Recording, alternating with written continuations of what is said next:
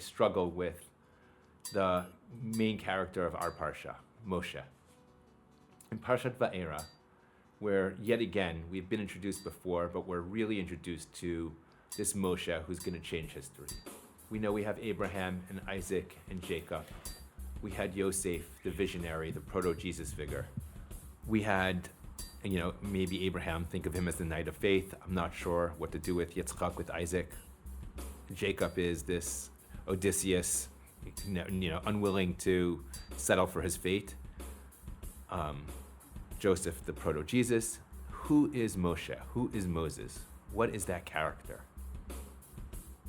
And the more you read about him, the stranger he is. Just one thought, or let me make two observations that have always kind of been in my mind since I was a child when you read the stories.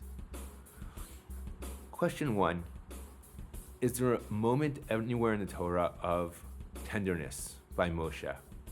That he's saddened that the people come and they cry to him and he gives them a big hug or something like that? Or does it always seem like his dialogue, his life is between him and God? He stands between him and God, and we don't get any access to him except in these pronouncements that probably trickle down in some way. We don't know who he is. We don't interact with him. As a matter of fact, he doesn't seem to interact with anyone except getting angry a lot.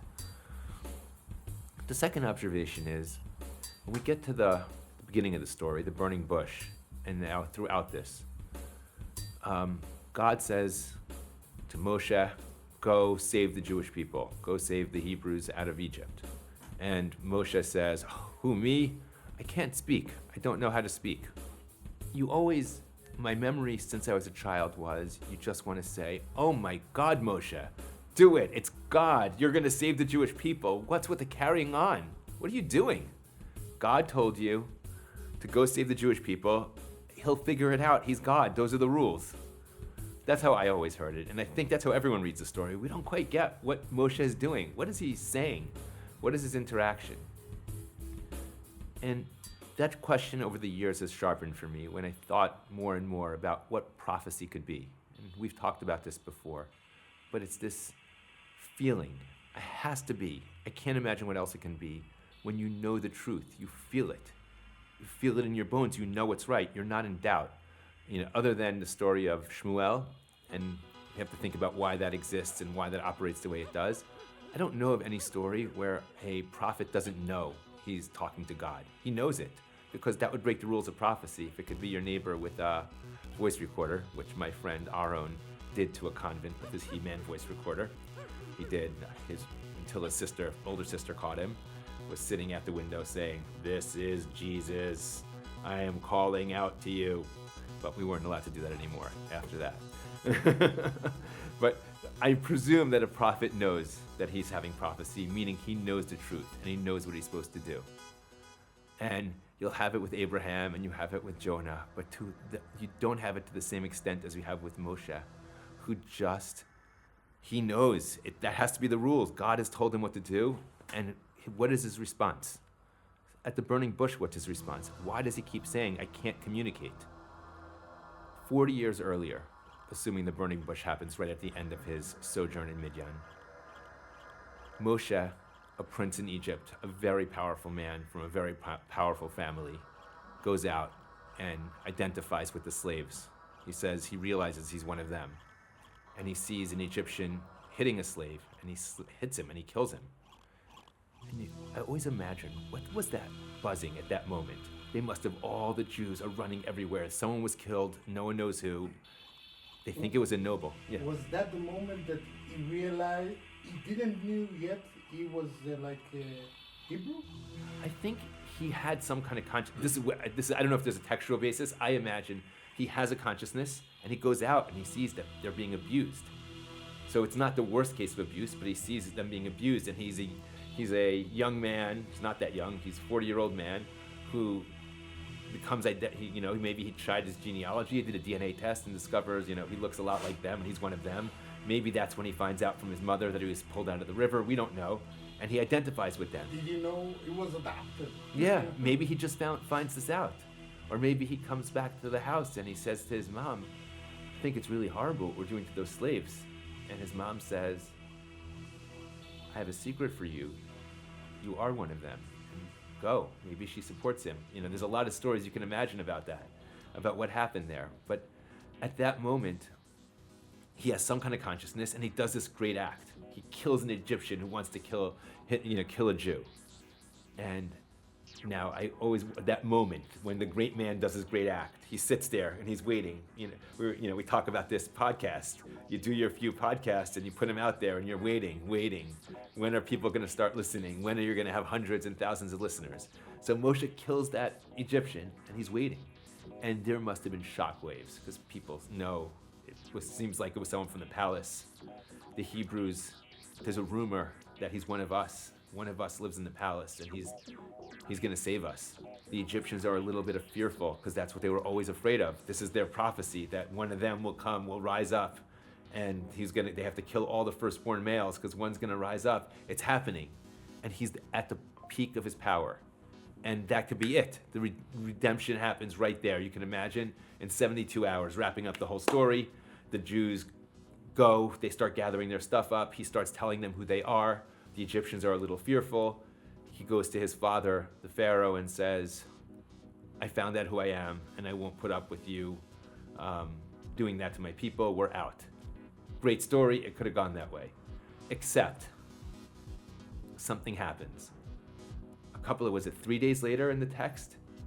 Moshe is going out again in the fields, and everywhere he goes, they're murmuring because no one's saying it's him, but no one's saying it's not him. It's like the guy with the mask and the Avenger, everyone's kind of wondering if it's him. And he sees, and now he's feeling pretty good. He's the leader, and this thing's starting. His vision that he always had is starting to happen. He's the leader, and he sees one Jew hitting another Jew, and he's the leader. He says, guys, we're not enemies with each other. We love each other. We have a bigger prize here. We're leaving Egypt. And one of them says to him, oh, what are you going to do, Moshe? Are you going to kill me like you killed the Egyptian? And it all crumbles. His whole vision, what he thought he knew, that he was there for that he is his whole life's purpose. It made sense. He was in the king's palace. He came out. He has this consciousness. He's going to save the Jewish people. And it all collapses in that moment when he finds out that they'll take him down. Yeah, terrible. But at the very least, he can't communicate with them. And he leaves, and he goes to Midian. And this, Amir, we talked about this. I think we talked about this. He goes out into the desert, and he sees this burning bush. And God says, I'm going to tell you what your secret in life is. I'm going to tell you what you're here for. And Moshe says, tell me what I'm here for. Said, you're going to go save the Jewish people, the Hebrews, you're going to take them out of Egypt. And Moshe looks at the burning bush and says, and the rules are, it's a prophecy, so the rule is you know it in your bones. And he throws up his hands and he says, are you fucking kidding me? Are you fucking kidding me? I know that that's my mission, but I can't communicate it. That my curse has never been that I don't know that I'm meant to save these people, that I'm meant to be their leader. But for whatever reason, my curse is I can't communicate. My grand vision can't be what I know I'm meant to do. My grand vision needs to be how to communicate. And that's the conversation he's having, because he's not being falsely modest to God. It's an internal, something's going on. He's having this vision, but his vision, and it's like the vision won't stop. And he keeps having this vision. You're there to save the people. And you can imagine, actually, that burning bush happened every single day for 40 years. It's burning in him. It won't go out. He can't extinguish this. He knows what his calling is. And he just can't do it because he can't communicate. So you have this character who's like, if he's Abraham, who's a knight of faith, he's a knight of faith who has no legs. And he knows where he has to go. But Abraham, he was able to go. He goes, he does his mission. And then when he has a change, he's able to change whatever that means and whatever that moment is at where he doesn't slaughter his son. But he has the vision and he carries it through. I don't know what to make of Isaac, of Yitzchak. We'll leave that aside. Yaakov has a mission, but he internalizes that, whatever that means. His mission is to not be controlled. He's Odysseus, the man who twists and turns, the man whom fate will not control. You have Joseph, who knows his mission. Now you have Moshe, the tragic figure at the end of this whole list, who also knows his mission. He's the great Redeemer, but he can't do it. They won't listen to him. And that's how our Parsha starts. And that's the interaction. That's going to be the God-Moshe dialogue, which is this burning in him throughout, where he fails and he knows. And that's why we never see him in the text. We never see him interacting, and he's not hugging and kissing. We have Aaron, the peace lover. We have all the other characters, but he can't communicate. He knows this burning truth. He knows he's there. He knows how to save them. He knows. But he's a mute. He can't communicate it with them. They don't understand what he's saying. יש איזה תיאור של זוגיות שלו? Yes, he's married to Tzipporah, and actually they have this complex relationship too. And there's weird stories. It didn't help. It didn't help. Yeah, they tried. Turns out that, yeah. Exactly. But let me get to the end, the postscript of the story. So this is the story, I think, the Moshe character that we're introduced to. And it's a bizarre character. Is this person consumed by a sense of mission and their inability to act out that mission. And that is the leader. Why? We can wonder about what that is, but that constant grinding within, where he's pulled to do something and he's not able to do the thing he's pulled to do. And of course, that's a story without, including going to the promised land. He can't go. He brings down the tablets, they get shattered. He wants to speak to the rock, or whatever that sin was, he hits the rock. He's constantly a man he knows what he wants and he just can't achieve it. And he doesn't. That's the character, but he's our great leader. He's that hinge figure. The world changes before and after. Moshe must have had a big idea, right? He didn't come down from the mountain and say, here I have 613 main rules, tens of thousands. He had a big idea. And we don't ever hear what his big idea is, except that he's very frustrated and he cannot communicate it. He comes down from the mountain, right? And it's the same thing. Talking to God on the mountain is some kind of experience. And let's take the second time just to keep it Karan or Panav. He's glowing. And he meets Aaron first, whoever, and Aaron says, what did you find out on the mountain? Does he say, I found out that you can use a dairy cover on a meat pan? I don't think so. He said something awesome. And Aaron said, he's coming down, and he's like, I got it. And so the Luchot, the Aseret HaDibrot is kind of somehow a summary of that big idea. But there must be a big idea. I figured it out. There isn't one inside of us. We have conflicting desires, and we want different things. And that feeling of discomfort, that we don't know what to do, and we're constantly fighting with ourselves. Imagine if Moshe's big reveal was, that's it, baby. That's life. Like you've been fighting it your whole life and trying to figure out your true self and what you really ought to be.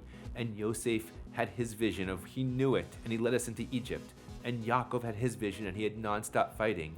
And Avram had his vision, and he almost slaughters both of them. There is no vision. It's not true. You don't have this. The night of faith is a myth, guys. There's a God in heaven who created you, and he created you very complex, for very complex reasons that you can't even begin to fathom. But you're riven inside, and you're torn, and you'll never know what to do. And stop trying to find a solution. There is no solution. That's how we are.